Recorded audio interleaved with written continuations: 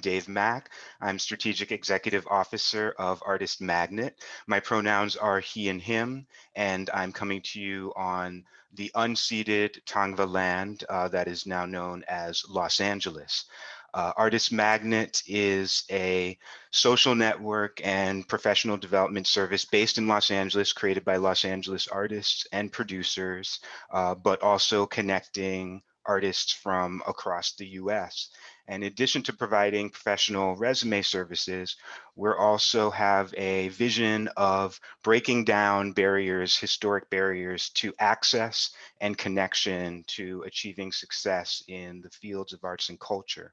And so thank you for those who have joined. And if you haven't had a chance to join yet, we encourage you to join by going to artistmagnet.com, and it's free to join.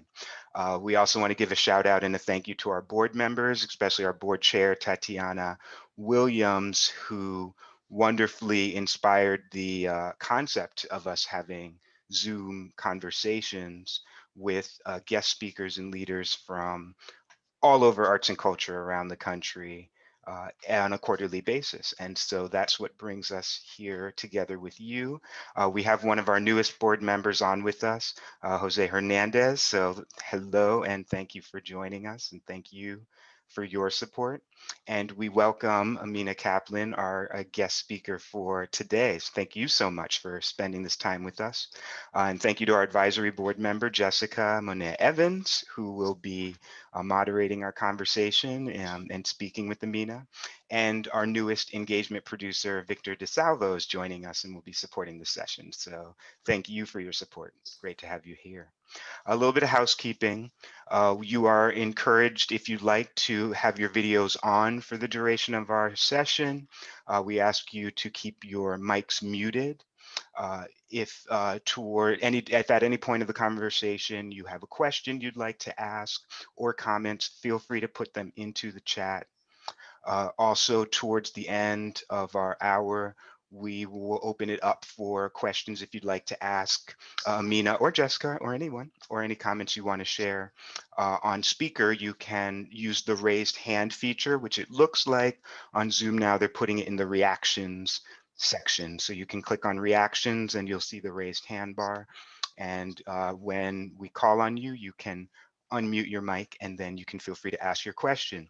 This session is being recorded and we will be sharing the recording with our members after the session. So we want you to be aware of that. And at the end, we'll be taking a photo. So we encourage you to have your videos on and get yourself gussied up for our photo at the end if you'd like to be a part of that as well. I think that's all the housekeeping items we got. Did I miss anything, everyone? I think that's everything. All right. So without further ado, I would love to pass the baton to our moderator, Jessica, and let her introduce herself. And Jessica will let you take it from here. Fantastic. Good afternoon, everyone. I hope we are all doing swell.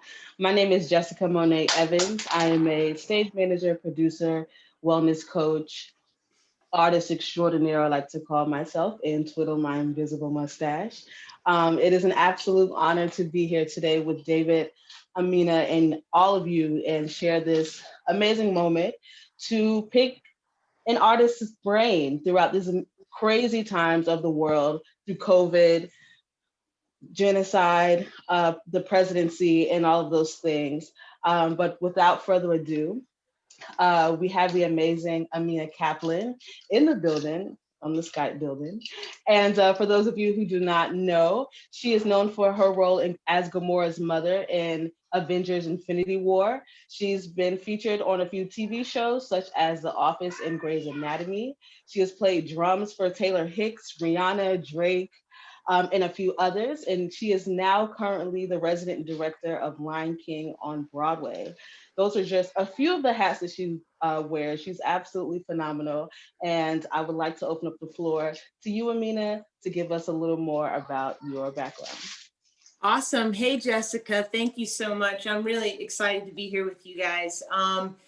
Yeah, I mean, you know, those are the highlights. So basically, I kind of jump around from being an actor or a dancer / choreographer and a drummer. And that was how I spent my formative years. in my career. Started actually playing drums when I was about 9 years old, and have just kind of always done that. And then started acting and dancing a little bit later, maybe age 14 or 15. Started working professionally at age 15. Started taking care of myself full time at age 19, and have just kind of been doing it ever since, really. And just diversify that portfolio because, I like to say no one would hire me as a waiter, which is 95% true. But the other 5% of it is that I just really wanted a career in the arts. And so I diversified so as to be able to keep a career in the arts. And so, and as a result, I've been able to get around in a few different circles, like Jessica was mentioning, from music to acting, TV and film and TV and stuff like that. And now being a director, I've shifted my career back to the theater, and it's awesome. I've not left TV and film totally behind, but just for a little while. Fantastic. Since we are now speaking about the theater, since theater was the last thing that you mentioned, I wanted to know how you see the theater scene shifting now that the pandemic is happening. Do you think that we'll potentially transition to go back to amphitheater entertainment, or is everything going to be virtual via Zoom? What are your thoughts on that? That's an awesome question, Jessica. Me personally, I do not believe the future of theater is Zoom, because Zoom is a digital environment, and that's film. And what we do is live. And so we've got to, if we want to do our thing live, we got to do it live. But theater to me begins at the dinner table after you're done with the hunt and everybody's fed and clothed and sitting in the house. When uncle or grandma or Ameenah or whoever else it is gets up and tells a story, you have theater. And so we're original, we're OG to our value, to our society. And so theater never left. We're still doing it. And the professionals who are making our living, we've had to, as one of my producing partners says, pivot. And so we've been making theater in Zoom and like doing that. And the second part of your question was, do I think we're going to kind of go back to an amphitheater style of theater? Again, I work at a theater in Wisconsin called American Players Theater. It's an 1,100 seat outdoor amphitheater that sells out every summer. And by summer, I mean March to October, because it's a repertory theater. And they're in Spring Green, Wisconsin, which is a town that has 1,600 people. And the reason why we've never heard of it is because people are so focused on LA and so focused on, PewDiePie and a million views or whatever. Meanwhile, there's this awesome little ecosystem from Spring Green, Wisconsin to Madison, Wisconsin to Chicago, Illinois. It's about an hour and a half distance there. Then you have the Twin Cities over here. And those actors are some of the best I've ever worked with in the country. And most of them have never even been to LA. And they have families and homes and things. So a big part of my theatrical experience is amphitheater. The Ford Theater in LA is, I've done shows there. So the amphitheater is the original house, isn't it? And so it makes sense that we would start again in the original house. So I really do. I'm considering buying a drive-in myself, so I can do Right. like a multi-experience outdoor thing. But theater never left. It won't ever go anywhere. It's too essential. Mm-hmm. That's really great. That was definitely something that piqued in my mind. I'm thinking, okay, we can't be in a closed space, but outside works. We have to go back to the Shakespearean times. I see you, Danny. Really curious to hear that. Do you think that the audition and the rehearsal process has shifted because of COVID when it comes to theater? Because that usually is happening indoors. Are there shifts for the actors, or is the whole company still there all together? Yeah, the actors I think have been the most affected, Jessica. It's been quite just a tremendous experience watching them, because frankly, it's frustrating for me because I'm a very physical person, very physical director, and I like to be in it. I like to be in there with the actors. But what we've been doing is, essentially we've been doing a hybrid version of film and theater. So you send the actor, what my shows have been, I've not been doing the, sit in front of the screen with your you'll script and you look into the screen and you read something to the, we've not been doing that because this is a visual medium, film. And so if we're going to transfer from theater to film, we have to respect the medium. So I've been trying to make it visual. So we've been sending green screens, microphones, lighting packages, like all kinds of stuff to the actors. And we've been doing things where the actor, rather than speaking like this and, you know, to randomness, you know, you organize it, you stage it so that the two actors are talking to each other. And that's TV acting. And so it has been a total immersion in film and TV acting for every company that I've been working with, which has been 4 or 5 this past year, you know, because I'm on furlough from The Lion King. And when I'm with The Lion King, I can't do anything but for Disney. And so as soon as this happened, I was like, can I direct this show with this? Can I direct that? Ooh, can I direct that reading? And Disney has been like, go, do it. You know, so I've just been directing anything I can get my hands on and have been very busy trying to move the needle forward of what theater is going to be and hoping to, you know, let myself, my friends, my community, whoever, you know, I'm shouting it that we're not dead, we're not going anywhere. And this moment is an opportunity for us to remake theater. So yeah, the actors themselves have been like really going through it, but the skills that they're getting in terms of the digital medium, in terms of understanding the tech that they're using, I think has been invaluable. And I think, you know, and I've been happy to do it. My degree is in film. And so, but yeah, they have suffered and benefited the most, the actors have, because it's a lot of work to be your own grip and your own lighting person and then settle in and try and act. It's a lot, but I have a project coming up that I'm excited to share with people if they want to hear about it later on, but. Shifting gears a little bit, what do you think you would be doing if COVID didn't hit? What would your life be about if there was no pandemic? Yeah, great question again. You know, honestly, because I have that full-time job with The Lion King, I would be on the road with the Lion King. I'd be in the Pride Lands. And you know, and I would be chomping at the bit to be doing exactly what I'm doing right now, which is directing a million projects that are on the cutting edge, that are like trying to push theater forward, trying to figure out what the future past physical theater, which Lion King, Stomp, Blue Man Group, Cirque du Soleil, that's my pedigree. You know, we're 26 years old now. You know, Lion King's 22 years old, Blue Man is 30, Stomp's 26. And it's like, it is now time for that next wave to happen because frankly, we need it. So I would be in the Pride Lands chomping at the bit to be right here trying to make more awesome new theater.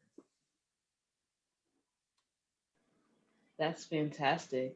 Do you have, are you interested in going back to the television world, TV and film? Yeah, you know, I definitely, you know, I have a director friend called Tim Haskell who we went to high school together, and he makes fun of me all the time. You know, I still had the acting bug for way longer than perhaps a director should have. And then because I'd see him in New York and he's like killing it, you know, making all this stuff. And I'm like auditioning for stuff. And he'd be like, oh, you're still an actor. Okay, no, I got over that a long time ago. He would just like, you know, so I am happy, Tim, to say that the acting bug has diminished by about 75%, and I'm super in my lane as a director. However, I got Avengers and Endgame after I had already sort of like left acting, you know? So, you know, like, you know, they pull you back in. And I did a few other things like Veep and a few other things like after I'd already sort of made the shift to come back to the theater. So never say never.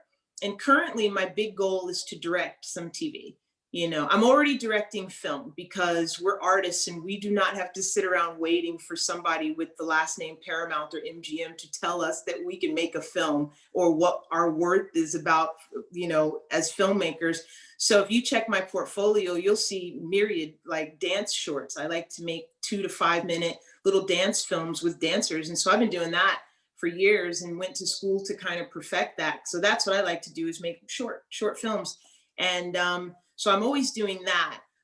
Don't have any real desire to do a feature right now. I would rather stick in the short arena and sort of see what I could do with that and see if I could turn it into something really cool, you know, in my own sort of world. But TV, yeah, I'd love to direct TV. You guys want to know why?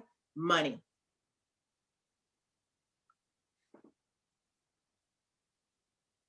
That is an absolute yes. It's great to hear from Ameenah Kaplan. You know, yes, absolutely. And why do you say that? Because frankly, you just simply make more money in television because of the amount of eyeballs that get onto it, because it's a medium that can be broadcast.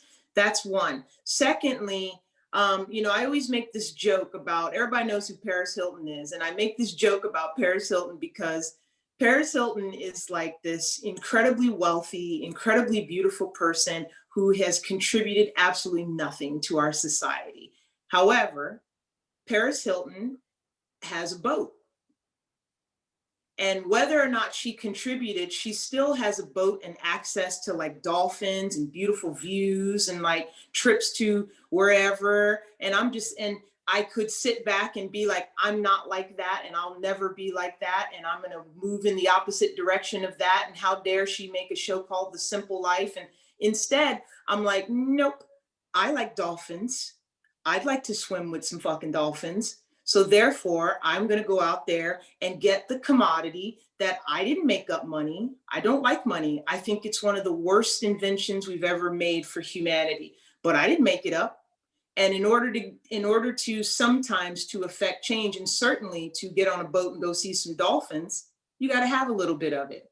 So why should this rich girl who's done nothing get to have a boat and see dolphins, and this little chocolate girl over here? And not that race does, I don't think race matters in this particular example, but I know this human being right here is in the streets, like just like hacking bushes down and like, you know, foraging. And so I'm gonna see some dolphins on a boat.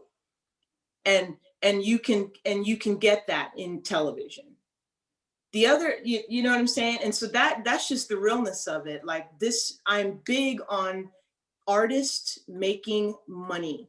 I'm huge on artists having a living wage. I left TV, which was way more lucrative than the theater, to come back with this business model in mind, that we do not have to not make money in the theater.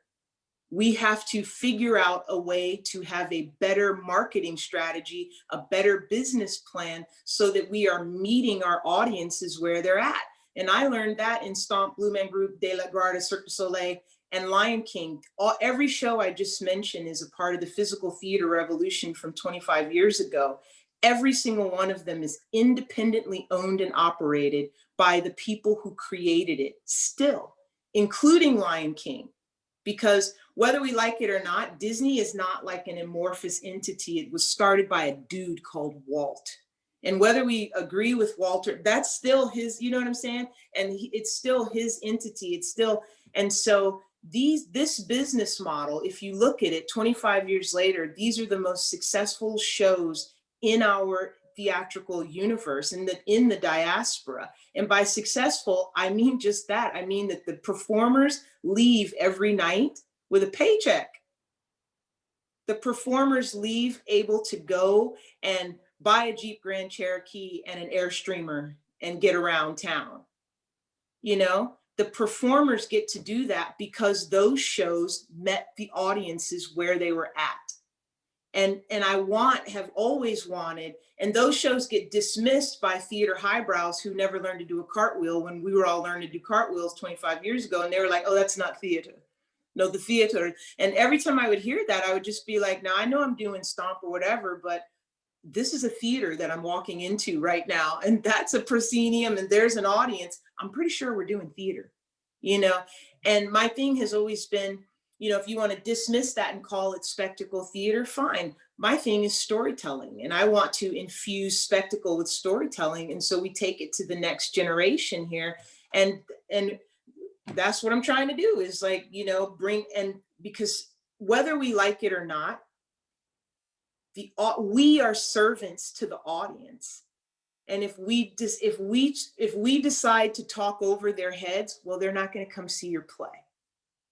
And all your friends will be in the audience, and everyone, we're going to love on each other as we have been doing for the past 25 years. But are you making a living wage doing it? And are you training the next generation how to make a living wage doing it? Me personally, never saw anything wrong with recognizing that I am a servant to the public. And if their attention spans have gotten shorter, it's my job to create awesomeness in a short period of time. I do not have to pander to the lowest common denominator and make the simple life.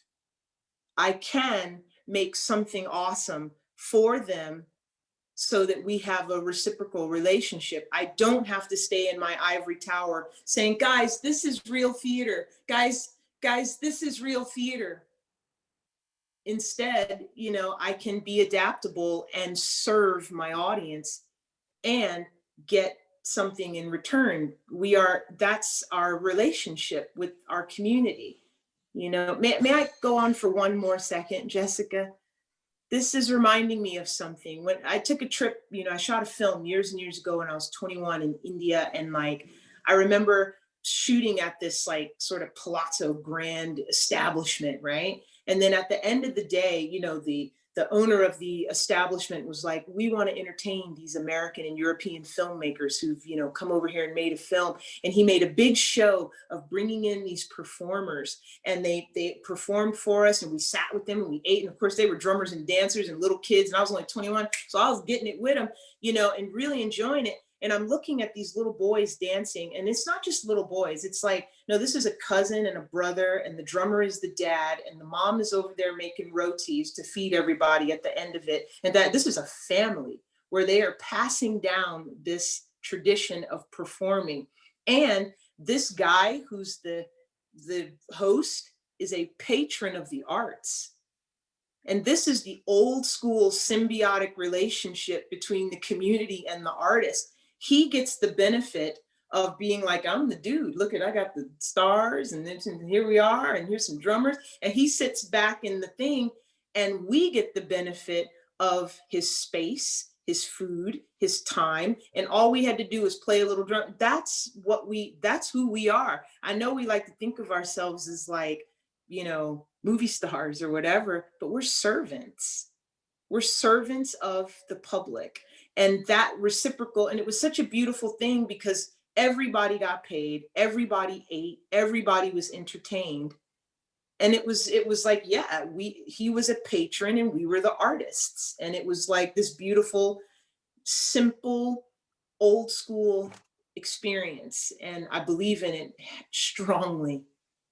Pay artists. I believe in it. That was fabulous. And it was nice to hear the story and have the visual of the family and and how it was all broken down, which for some reason it made me think about the opposite of that, someone who is not reciprocating the artistry and who is actually sitting back and allowing for the little people to do all the work. And in some cases that could be looked at as the industry. And I wanted to ask, given the social climate today, do you think the industry feels guilty about the brutality of Black and brown bodies and is shifting to showcase more mixed and Black families in advertising and in television? And if so, is this our time to take advantage of that, or should we be a little skeptical? The answer to all those questions is yes. And I'll break it down a little bit, hopefully question by question. I won't get too lost. I may have to come back. Do they feel guilty about brutalized Black bodies? Yes. The reason why they do is because they vote with us. They march with us. They run with us. They eat dinner with us. They play basketball with us. And then they sit down in those Hollywood offices, casting studios, and they cast all white people, and they cast all blonde-haired women, and they cast all pretty people. And how do you square that with yourself when you are a producer or a business person who purports to be, progressive, or you purport to be and you're doing all these things? Well, your wife is Black. But meanwhile, you've never had a Black person on your show. Why? Because your show appeals to whoever in South Dakota and you think you can't do it. And yeah, I do think that is a tough pill to sleep on, or a tough pillow to sleep on. I think those producers lay their head down at night and go, who am I? And you see it every time. They're crazy addicted to drugs. They're like out of control. The divorce rate, they're stabbing each other in the back. They're running all around because they're not reconciled in their humanity. But not everyone, because again, this person right here has had a career and I am not the status quo. And I feel very strongly like about, I was out there for 20 years. And so over the time you see it. I've had this experience, Jessica, where I'm looking at the casting director for The Office, who is like, I want to like myself at night. I'm going to be a part of the solution. And then I've also been in an experience, true story, with a director who was my director back in the day. Used to cast me against type leading lady stuff, just go for it, Ameenah, get it. He finally gets his big break in TV and he brings me in to read for series regular part. Within a minute, the producers were like, nope, nope, nope, nope, nope, nope. So he sends me another part. He's like, Ameenah, we want you to read this other part. Now the part was for a 250-pound woman, and every joke, every line was about her weight. If you know me, you can't see me right now, but I'm skinny. There was no way I was going to get this role. It was obvious to me what they were doing because I've been Black for 46 years and I get it, but my friend was like, go ahead and read it. It's going to be great. It's going to be great. And then, so I went in for the table read and I'm sitting there and I read and every joke is about the woman's weight and everything. And I didn't necessarily even like that, by the way. I didn't think it was good writing, but that's how they wrote it. And we're actors and you're 25. And so you're reading it, and so I read it and then I get a phone call from my friend and he's like, oh, Ameenah, you did such a great job, but I'm sure you're aware, the producers, you're not quite right for this role. And I said, man, please. I said, you could tell yourself that, but I'm gonna call this what it is right now. And I said, you are doing this, I am being shifted out of the part that I started in to this part and out of this project because I'm Black and they don't want me in their show. And he was dead silent on the other end of the phone. And I kid you not, he goes, I have a family to feed. And I said, well, feed your family. You are being called on this right now. Whether this is the choice you are making. We came up together. Here we are in this moment. And this is the choice that you are making right now. The moment of truth. And this is how you're handling it. And I did not let him off the hook. By the way, we're still friends. He's still a mentor of mine because I think, we just had a moment of truth there. And honestly, he isn't a director now. He went off and is not in the business anymore. He works in corporate America. He's a beautiful man and has a family. And that probably saved our friendship because had he gone on and become like the big time director, like, look at that experience. Like how many Black actors or people of color or women or unattractive people or heavies that have that story where their friend went on and didn't look back. So yeah, I think they're guilty. I think they do feel guilty about it. And so yeah, I do think that they are going, oh my God. When Obama got elected, I booked a Honda Accord commercial where me and the dude were stepping out for the night, whatever. And if you know car commercials, they're aspirational, which means that you have to look a certain way in order to book a car commercial. I'd never booked one until Obama got elected. And I'm telling you, 2 weeks after Obama got elected, I was playing a Michelle Obama type with a light-skinned brother who was playing my husband. And then when we got on set, that director looked at me and he was like, and I was like, yeah, I feel you, I got you. And he was like, I'm doing this. And I was like, you are doing this. And he was like, this is our time. And I was like, go for it. We had this conversation. So yeah, I know they know. I know they know what they are doing. I know they know when they are experiencing privilege. I know it. And we should all know it now too, because look what they were doing on the steps of our Capitol a week ago when their privilege is being threatened. So yeah, they totally know. And yeah, they do feel guilty. And yes, our allies are starting to put us in everything that they can because the door is open. And the third part of the question is, should we go through it? We like a herd, like, you know, that movie Far and Away with Tom Cruise, Super 70mm, and all the Irish people standing on the line ready to steal Indian land. It's a terrible moment in history, but it was a badass scene as all those people just rushed out there and they put their flag down. Let's put our flag down. Let's all bum rush this thing and put our flag down with no apologies. Take it from them.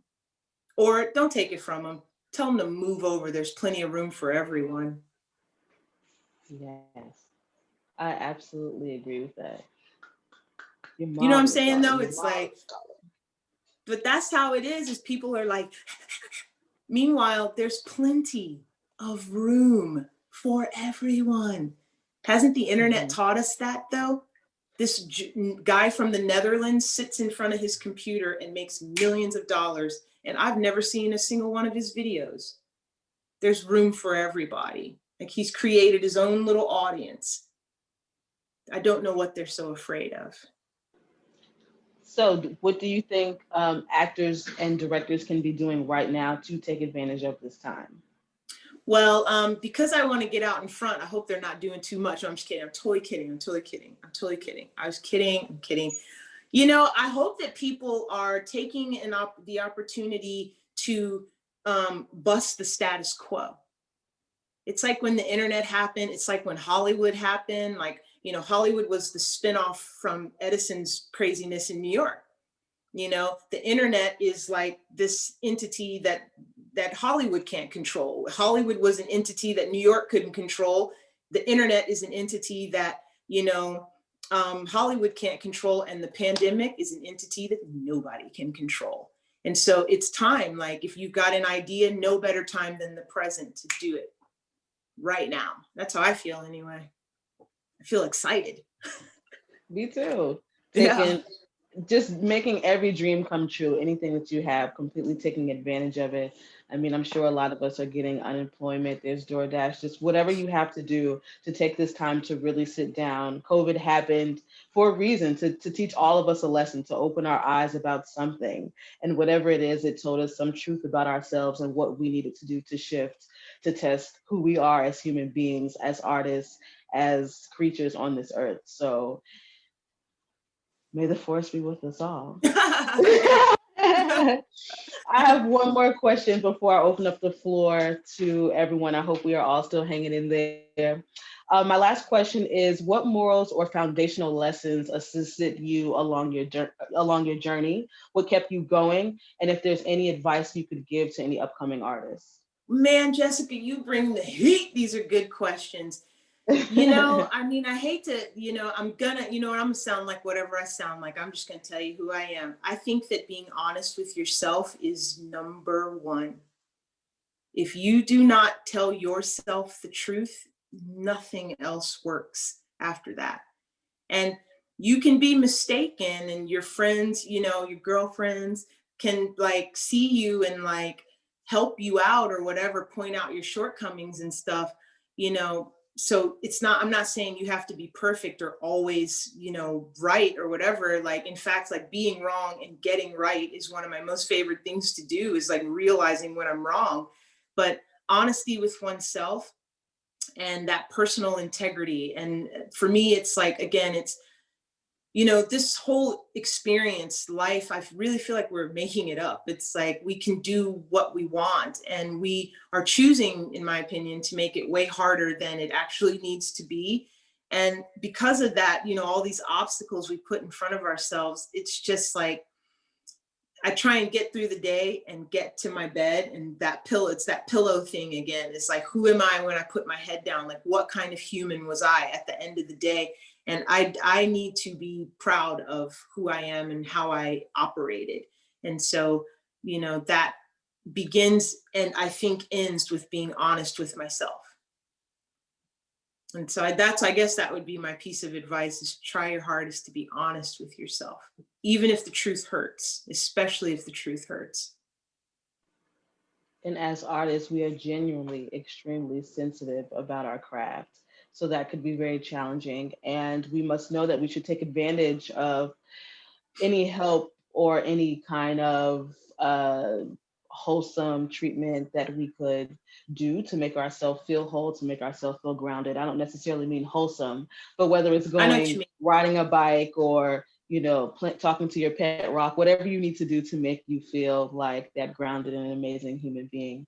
So yes, yes, yes. Trusting yourself is definitely one of my favorite things. That just made me go, yes, yes, yes. But I kept it in, but I just did it. Fabulous. So thank you so much, Ameenah. You are amazing. I'm sure there's so much I can ask because, of course, I have like 40 questions here.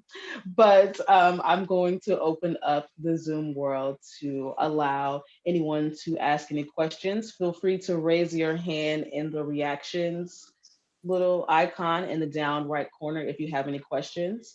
Ask me Um, something controversial. Ask me yes, something that's gonna make me sweat. yes. Okay, here we go.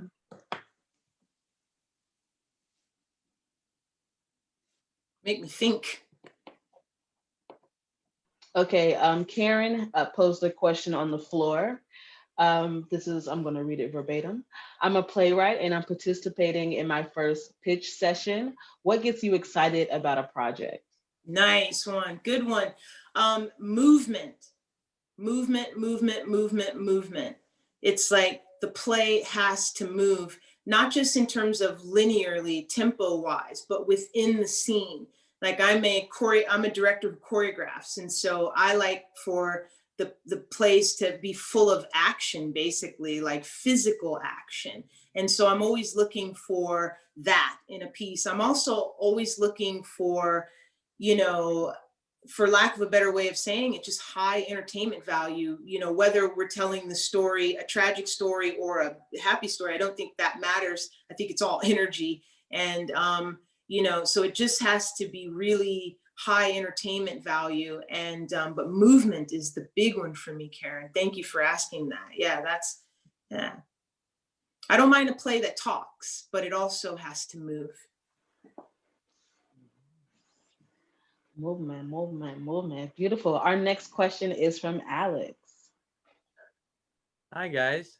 So I had a quick question. I wanted to see if when you're talking about adding value to today's market and finding your ideal audience and how they have shorter attention spans, I want to see what you usually do to cater to that need and what advice Yeah. you give to people kind of creating content and creating their own things, people that are starting out.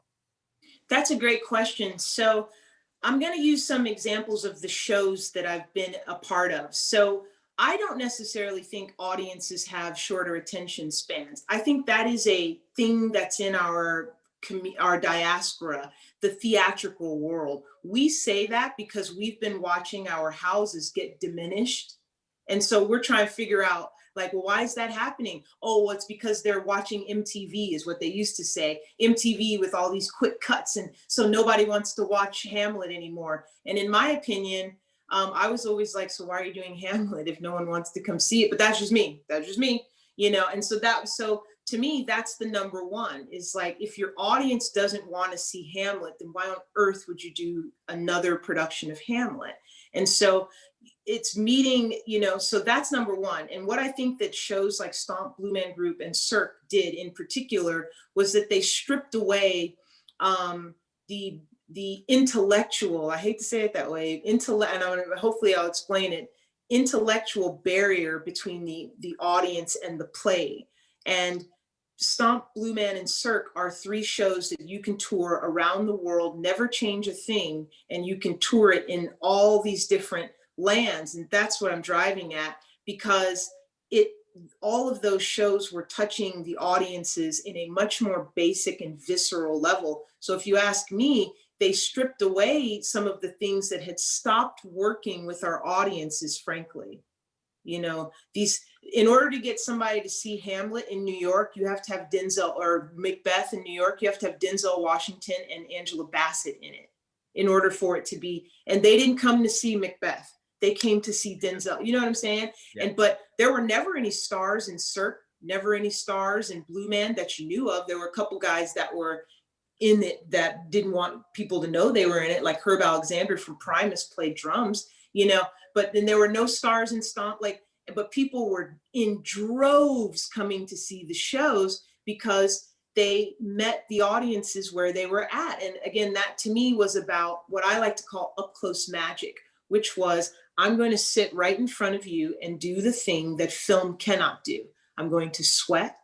I'm going to emote. You're going to hear and feel my feet as they pound the ground. You will feel that sound. And I'm going to do some shit that you can't do because you paid $68.95 to get in here. So I'm going to give you your money's worth. Yeah. And I'm 12 and I'm Russian and I'm going to twist in a pretzel. And then my cousin is going to get on my shoulders and jump into a bucket.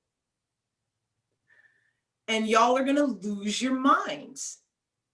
It's more of like a visceral experience when you have that. No question. Yeah. No question. Yeah. And I think theater had stopped being that visceral experience. Broadway had stopped being that visceral experience. It was a money-making machine. It was a, put up flashing lights. It was drop a helicopter in the middle of, at the end of Act 1. That's a great show, by the way. But but it was that kind of thing. It was like throw money at the problem. Meanwhile, Stomp, Blue Man, and Cirque came from nothing. Yeah, it was more about the craft there. Yeah. Yeah. Like literally, yeah. Danny's here. Danny's from Stomp. Like literally, we would go to the junkyard to get our stage props and enjoy doing it because, yeah, it's awesome. so I really think it's about listening, Alex, and we stopped listening and we started doing theater for ourselves and we forgot that theater is about audiences. Mm-hmm. It really isn't about us. I really feel that way. I know that's counterintuitive because we're all in such my personal, it matters. It's about me. It is about you until you get on that stage and ask me to come pay to see you. Then it's about me. Mm-hmm. And so I think listening is a big one. So did I answer that question? Okay, I continue. Yeah. I was going to say, because you said that intellectual separation at some point too, and not having, just like what you said about the shows that don't have any dialogue even, and how they can be worldwide success. Yeah. That's because of that. And it sounds almost more limiting in my brain initially. That's my first reaction is I go, oh, well, if it doesn't have any dialogue, but it's actually a more creative way to think inside of a box in a way to me. Yeah. Well, I would say, not as a challenge, but just as a thought experiment, name a show that is that has done it. And don't say The Lion King, because that's an easy one. But The Lion King is about the only one that's really done it, like that state. But The Lion King is a spectacle show. Yep. You come in the opening of Lion King, that it's like, because like that show is bringing you spectacle. Oh yeah. And then the thing that Disney had that Stomp, Blue Man, Cirque didn't have, where it was a simple story that was universal. And Disney just had the treasure trove of stories because their history or whatever, and they had they had the story. And that's what Stomp, Blue Man, and Cirque didn't have. And that's, Lion King is bigger. And I think that's the reason, is because of the story. Because nobody comes away from Stomp going, I'm a bin bitch, or I want to be like Sarge. But you do come away from Lion King knowing who Simba is and what Simba's relationship, And so I just think hopefully I answered that question. No, you did. I appreciate that. And thanks, value really is important, and it's making me think about it in a different way. So I appreciate that. Thank you. I appreciate that, my friend. Awesome. Thank you, Alex. We have about 4 minutes. We have T, who has the next question, and then Regina is following. Actually, hey, Ameenah. My name is cracking, baby? Harsha Vega, and I have known Ameenah for a long time. I actually was there when she got her letter for Blue Man Group, and she was at NYU as a 4.0 GPA average, and she was trying to decide whether or not she was going to take her career and run with it, or, you know, continue her education. And I just really want to give her flowers, because you have come a long way, baby. And it's That's really my oldest friend.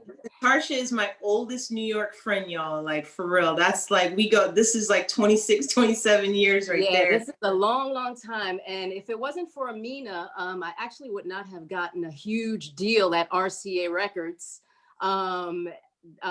She has just been an inspiration to me. And because of her, I actually wrote a song called Be Yourself. And just, yeah, man. So, you know, just watching her evolution, seeing her grow as a beautiful woman, just seeing her grow as an educator, as a movement person.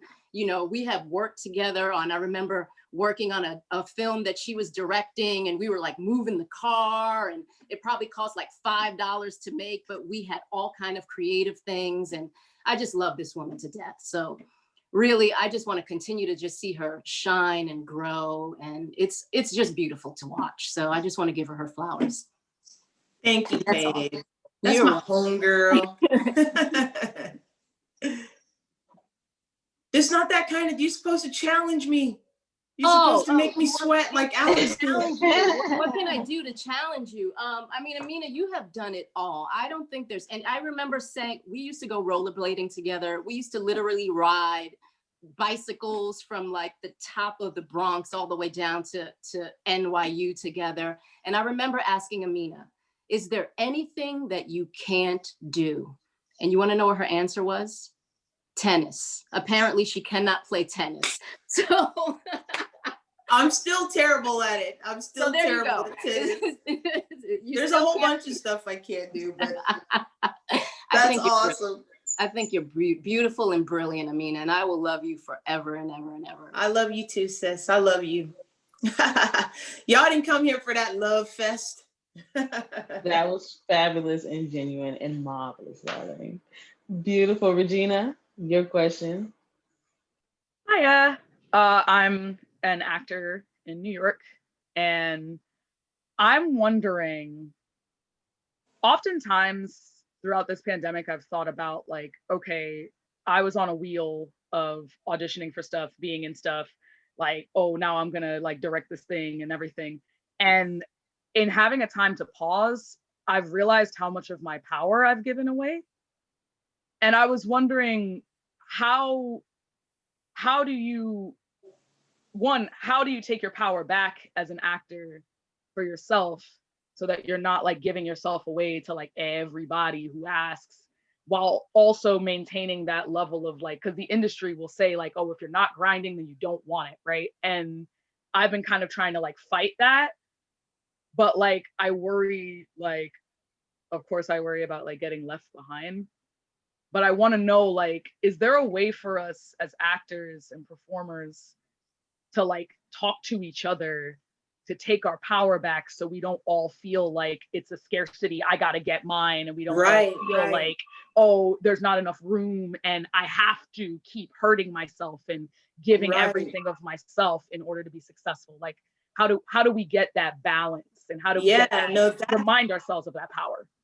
Yeah, no, it took me a second, Regina, to really kind of parse out what you were really talking about there. Yeah, and it's scarcity, isn't it? And it's like, if I'm not grinding, like you said, yeah, and if I'm not doing it the way they say to do it, am I not going to get it? You know, that's when I really turned to that example. Like, I sort of cursorily jumped on it, which was like New York and Hollywood. But, you know, honestly, Regina, there's a couple of ways I want to answer this. So one of them is just to say, like, now this is tough because I'm 46, and like, I don't know how old you are. You seem a little younger than me, maybe. I'm about to be 30 this year. Okay, so not too much, but younger enough. You know, like when I decided to be an actress or actor, nobody was like, okay, girl, go ahead, get yours. And people were literally like, like, please, what, like, don't. Sure. And then I realized, like, you know, and this was like 12 years old, you know, like people are like, and they, you know, and so I realized really early on, if I was going to do anything, I was going to have to just do it because my society had made almost no space for a dark-skinned female who wanted to have natural hair, big old hands, a man's voice, and and I'm charging ahead, talking with my hand. Like, they made zero space for me. Frankly, my community made zero space for me. So I was like, well, what y'all want me to do? Harry Carey right now? Sorry, I'm enjoying my life. And so y'all just gonna have to make some room. And so, and that like makes me go back to this Hollywood Edison example. And I like to tell it to people in the arts so that we get it. Like, Edison was in New York, stole the light bulb, and therefore was the richest, most powerful artisan in New York. He owned everything that was happening in film. Edison wanted to do Nickelodeons, where you put your nickel in there and you look down in there and you see a horse running for 5 seconds. And he made a deal with the seamstresses, the lumberyard, the carpenters, everybody. So he had a monopoly on everything. Mm-hmm. And so if you weren't working for Edison in New York City, you weren't working in film. But MGM, Paramount, and Universal were like, I'd like to make movies. So they got on a train and they went out to an avocado farm called Hollywood and they set it up. Because the people who are creating these systems and these things, these rules, are just people who wear pants. And last time I checked, I'm wearing pants too. So there is absolutely nothing that these humans out here are doing that I can't do. And this, granted, I had this at 12 because when you're dark, the world is like, no. And if you want McDonald's, you're gonna have to be like, I'm coming in here, cause I'm hungry too. And like, what y'all want me to do? So we had that in us from time, but it really didn't really settle in until I started getting into this business and realized, this business, like, it was not set up for me to succeed. And if I want to succeed in it, I'm going to have to rewrite it a little bit, the same way that MGM, Paramount, and Universal did. They just rewrote it, And when George H.W. got into office when I was 22, I was like, oh, I'm smarter than the president. Yeah. Therefore, these people are just people. We're all in this. We're all adults out here now, aren't we? Because the president is a C student. And last time I checked, I was an A student. So literally on paper, I'm smarter than this guy. He just chose to do politics. I'm choosing to do the arts. And so it just made me say, like, what am I afraid of? Like, what would I be afraid of? So you never give up your power. You never give up your ability to say no. You never give up your natural hair if that's what you want. You never give up your crooked tooth and your nose and your skin tone. I've been in the dermatologist and the woman leaned over me and she goes, would you like us to brighten you up a little bit? And I go, no, thank you. Lord. Just pop the zit and let's carry on. I have an audition.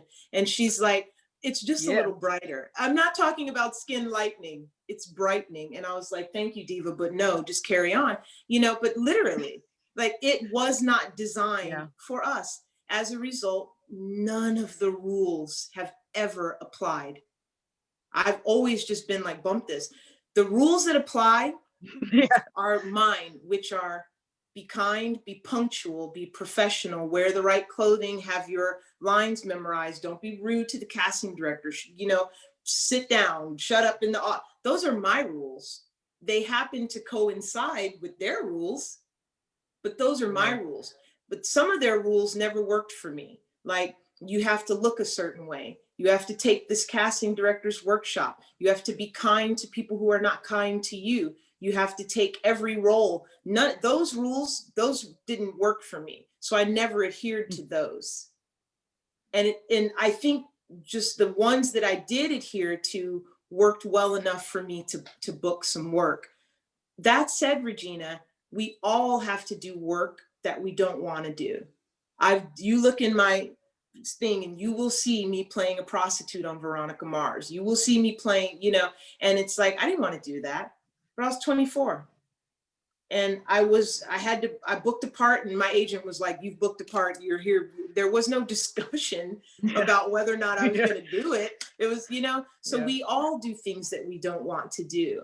But for me, again, I think it's that initial out the gate fundamental thing of like, who am I? This is my one experience at this life.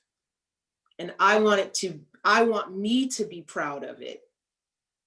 I want to look at it. And so I never gave in, does that make sense? Like I never gave them. Yes. Or, Yes, it makes absolute sense. And I've been going through that process in my head of like, well, I know what I want to do when like in theater and like what I want to make and be involved in. And I was kind of having this feeling of like, oh, but maybe am I having this, is putting this wall up of like, this is what we not finna do is that gonna block me? And thank you for giving me the empowerment and the permission to be like, it's okay to have your own rules, and like what's for you will not pass you. Yeah, because it's definitely gonna block you for sure. For sure, I do not work as much as Black girls who wear wigs, for sure. I do not work as much as dark-skinned girls who have lightened their skin, or light-skinned women. I do not work as much as white women. It's like, for sure, I have suffered the consequences of being me, but I think I did pretty good being me. Yeah. And like, absolutely. I'm fine with what I accomplished, and I didn't want what she had, and like, yes. And if I could have got there being me, well, then you'd hear me going, I got here being me. I got to this place being me, Yes. But did I not work as much as, yeah, I didn't work as much as her. Yeah. So yeah, people did not cast me because I had natural hair and dark skin, but they weren't going to cast me anyway. Like I had natural hair and dark skin. They weren't going to, what was I supposed to do? Like remake myself. The distance between who I am and what their ideal is was so great that I was like, well, I may as well just be me. Come on in, because like, and that I think has been, looking back now, sitting here with you, Regina, it's like maybe that's been the greatest asset, is that I was so different that it didn't matter. Thank you. Thank you. Beautiful. Sis. Thank you so much.